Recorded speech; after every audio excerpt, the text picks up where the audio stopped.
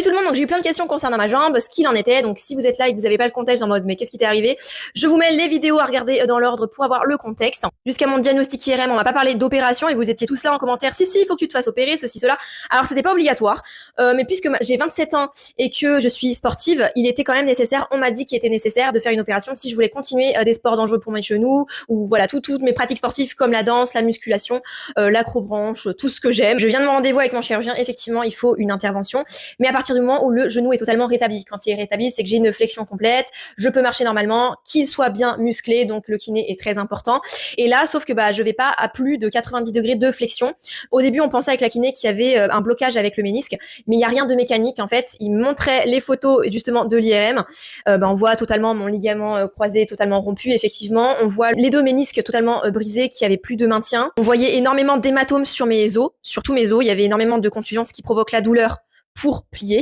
Et surtout, on a vu, en fait, il m'a expliqué que ce qui pouvait provoquer aussi cette raideur, parce que je me sens raide du genou, c'est qu'en fait, il y avait énormément de sang dans mon genou. Et donc, ça a justement épaissi les tissus, la peau, et donc, ce qui me rendait plus raide, et les douleurs aussi, avec les contusions, etc. Bon, le côté positif, c'est que je vais quand même pouvoir profiter de mon été, parce que l'intervention serait mi-septembre si ma jambe est totalement rétablie. J'ai plein de documents à remplir pour l'intervention, l'anesthésiste.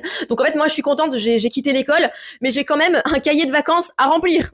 Voilà. En 27 ans d'existence, fallait bien que je subisse ma première opération de ma vie. Voilà. Mais en plus, j'ai la phobie de tout ce qui est ouvrir le corps. Donc, en fait, je suis en train d'espérer d'avoir une anesthésie générale et pas locale. Parce que, en fait, pour vous dire, moi, tout ce qui est pour dormir, c'est un peu nerveux.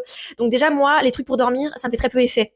Donc, c'est nerveux et c'est pareil pour les anesthésies. Un jour, j'avais l'implant de bloqué. Il fallait m'anesthésier 3 fois la zone pour que je ne sente plus rien parce que je sentais tout et je suis grave nerveuse. Donc, en fait, j'espère dormir. J'espère en fait ne pas être consciente de ce qu'on me fait parce que psychologiquement c'est pas possible. En tout cas, moi j'ai bien travaillé au kiné. Déjà je peux marcher sans béquille à la maison et sans l'attelle, et puis à l'extérieur, bon avec au moins une béquille mais sans l'attelle. Donc quand même il y a du progrès. Faut juste que je travaille ma flexion pour que je puisse également me faire opérer. Après j'ai un suivi de 6 mois avec la kiné et après petit à petit reprendre des exercices sous le suivi de la kiné et du médecin avec son accord pour tel ou tel exercice pour bien me remuscler. Pour l'instant je suis punie de danse, je suis punie de tout ce que j'aime faire, donc psychologiquement c'est assez dur, mais voilà, après il faut ça, mais bon, je suis toujours dans cette interrogation, comment ça a pu arriver, parce que j'étais échauffée, je travaille bien à la salle, je suis grave musclée, et après, a priori, j'ai le syndrome rotulien, je crois que ça s'appelle comme ça, donc en fait j'ai la rotule de base, même dans les deux genoux, qui est pas très bien attachée, je suis faite comme ça. Voilà, pas de bol, même lui il a dit que j'avais pas de bol.